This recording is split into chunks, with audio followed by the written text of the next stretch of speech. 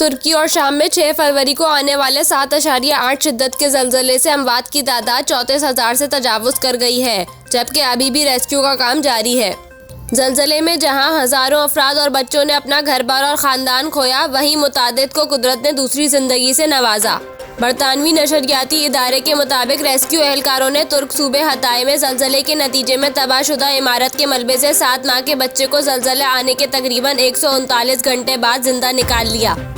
इसके अलावा 12 साला लड़की को और कहरमान महाराष्ट्र में मलबे से 70 साला खातून को भी जिंदा निकाला गया। मलबे से जिंदा निकलने वाले अफराद को तिब्बी इमदाद के लिए अस्पताल मुंतकिल किया गया। इससे कबल एक नौज़ायदा और इसकी वालिदा को 4 दिन तक मलबे के नीचे फंसे रहने के बाद जिंदा निकाला गया था।